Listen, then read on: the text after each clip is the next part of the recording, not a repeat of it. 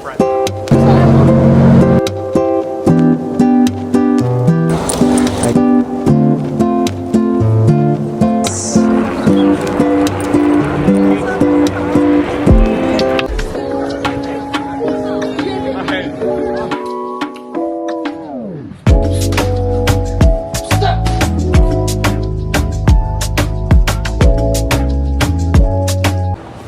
Guys, nandito kami ngayon sa Charging Bull. So, kailangan mo munang pumila rito para magpa-picture.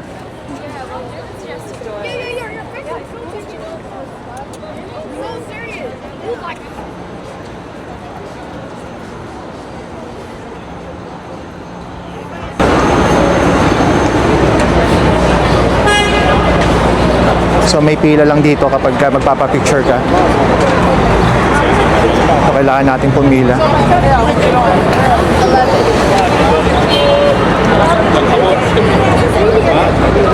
Mag-selfie na lang tayo. Gusto mo? So, trivia lang tayo guys dito sa Charging Bull.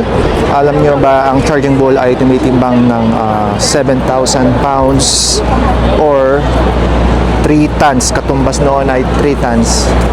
So, ginawa ito ng artist na si Arturo D. Modica noong 1989 bilang simbolo ng lakas, optimismo at pagbangon ng ekonomiya matapos ang stock market crash noong 1987.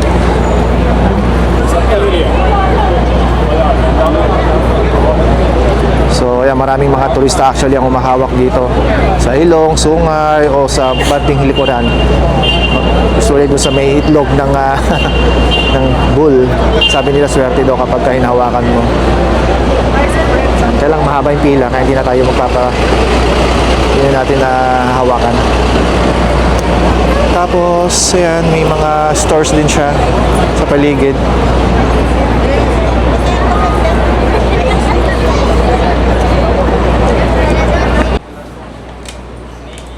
So nakaalis na kami doon. Papunta naman kami ngayon ng Trinity Church. Malapit lang, 4 minutes walk.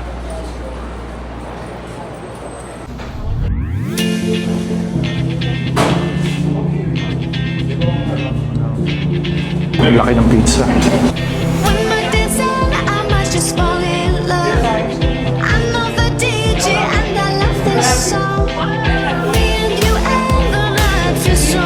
So ito yung order ko.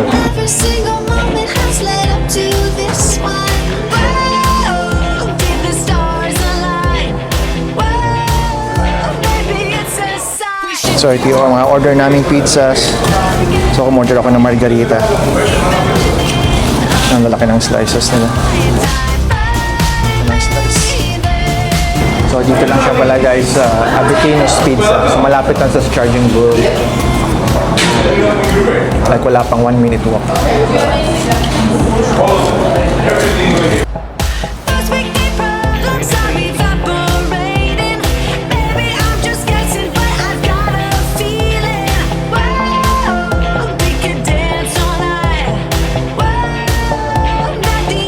So, bali yun na yung Trinity Church, guys.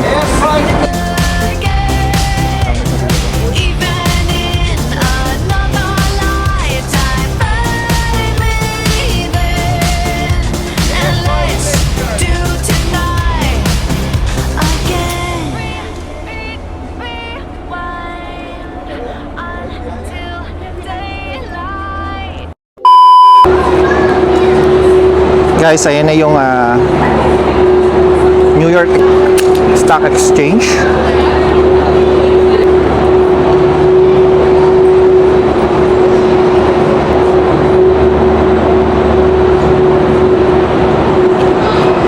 So malapit lang siya sa Charging Bull, tapos halos katapat lang siya ng Trinity Church. So ayun lang yung Trinity Church. Tapos ito yung New York Stock Exchange. Yan, or yung NYSE.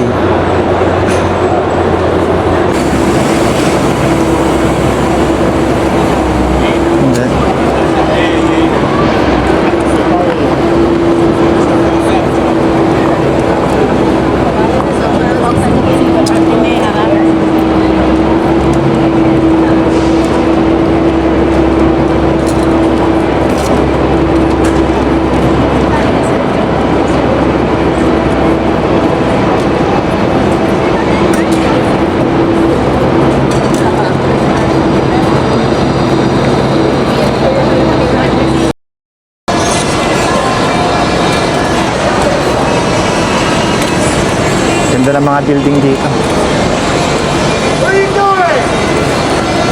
Sobrang kakaiba yung mga buildings dito. Oh, the Trump building. Si Trump may-ari niyan.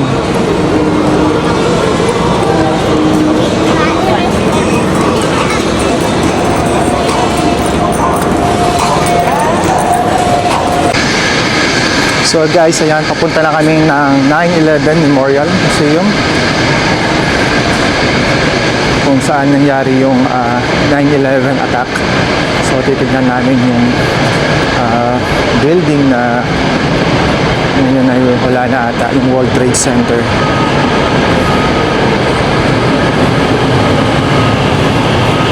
O yung dating World Trade Center. So pupuntahan natin.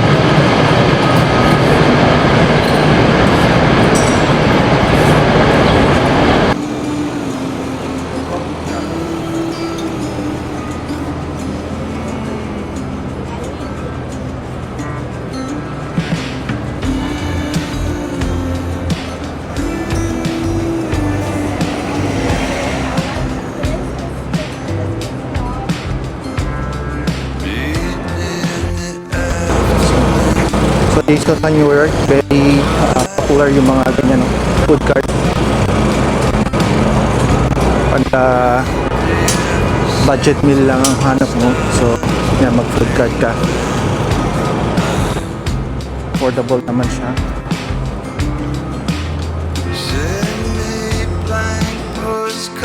Oh, may Burger King din doon, no?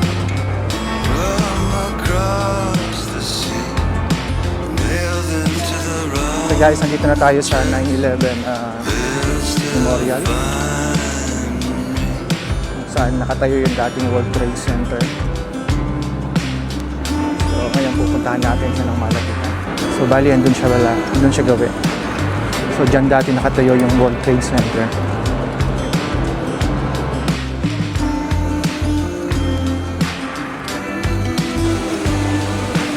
So ayan na guys.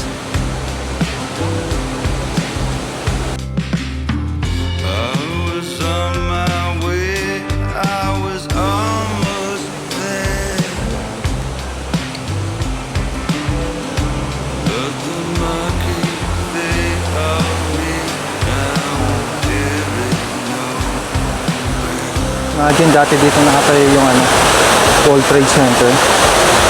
Tapos dito nakasulat yung mga names. I think ito yung mga naging victims ng 9/11 attack.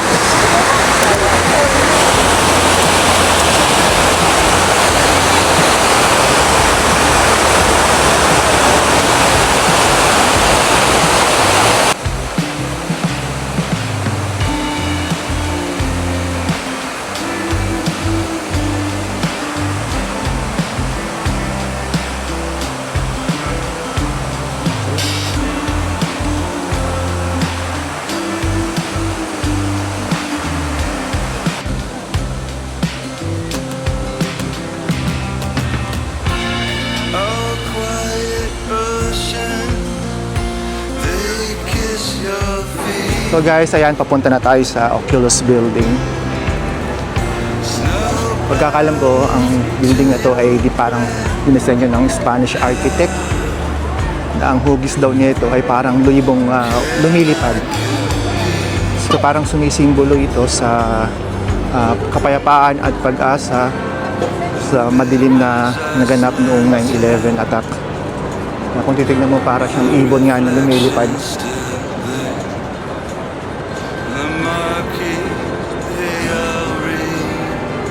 So pasukin natin.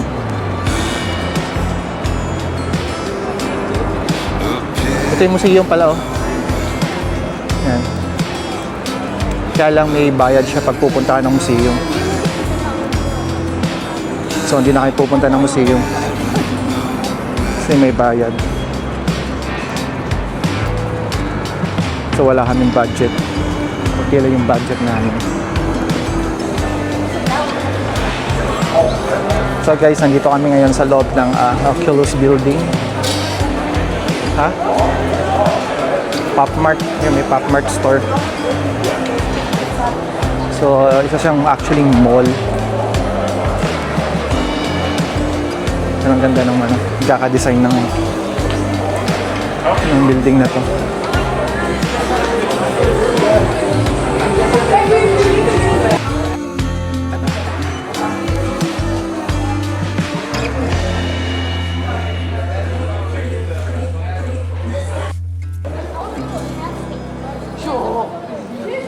Laki pala nito.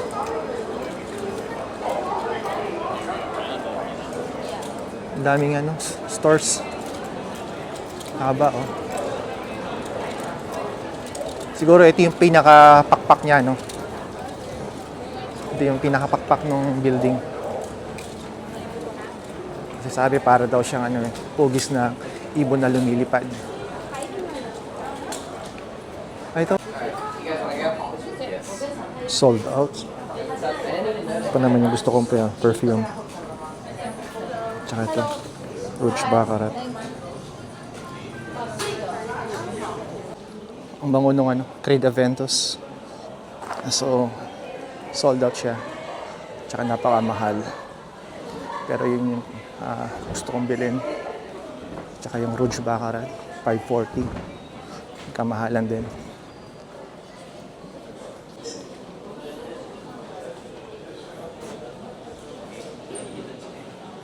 Kahiwa-hiwalay kami.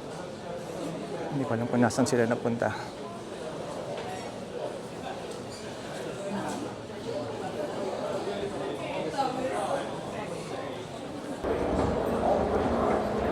So, ayan guys. Ito yung baba ng building ng Oculus.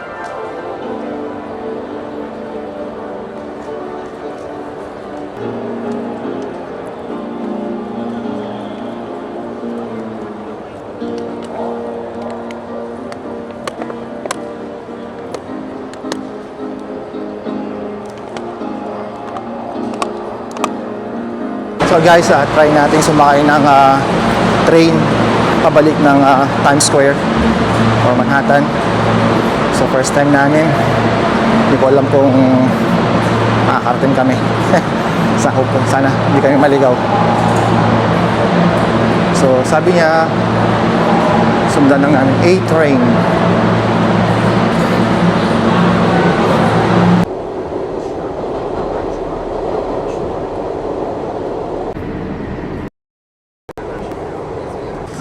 So, balik kami ulit guys sa Times Square. So, ngayon papunta kami ng Raising Cane's. Doon kami magdi-dinner.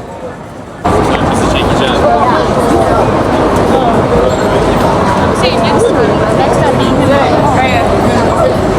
Oh, I see.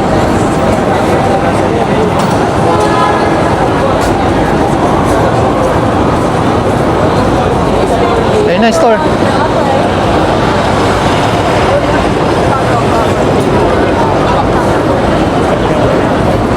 So, yun ay Raising Cane's.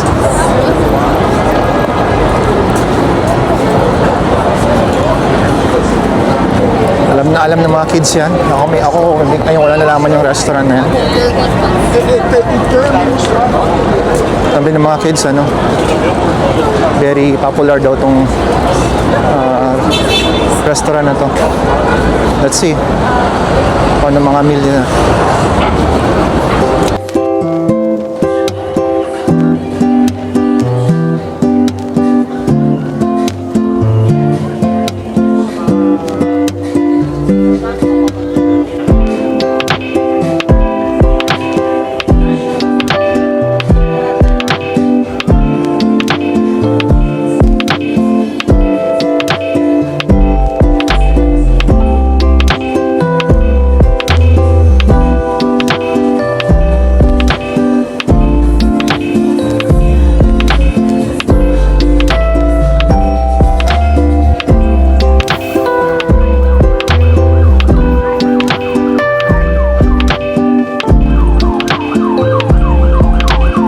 Guys, nandito tayo ngayon sa Times Square ulit.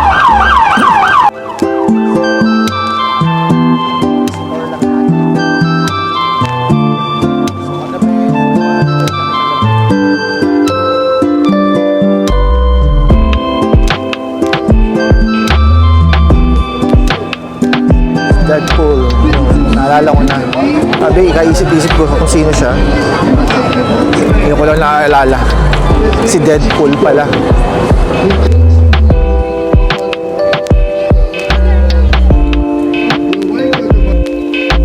loves this guy? Oh, she put in the money? Oh, no. Single pesos and hold it. Let's do it. He told me this, bro.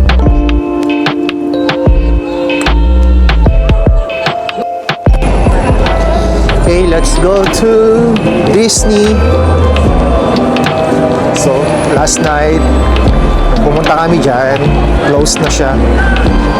So, kasi ngayon namin siya pupuntahan. Kasi gusto nilang puntahan. Kagabi pa.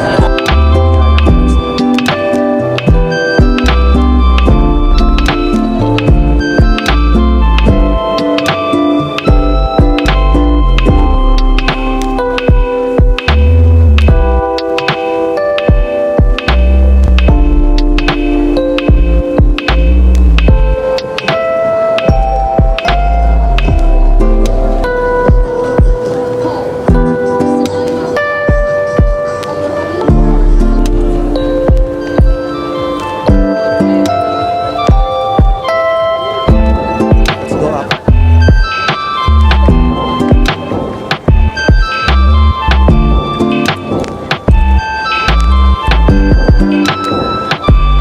Where do you want to sit?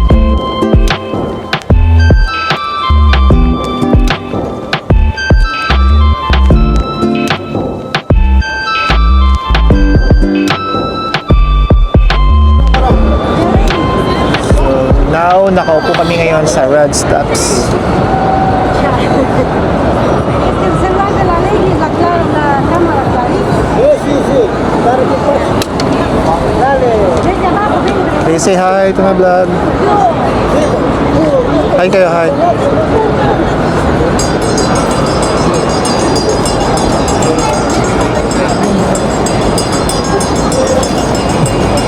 So, nag-umpisa na dumami yung mga tao.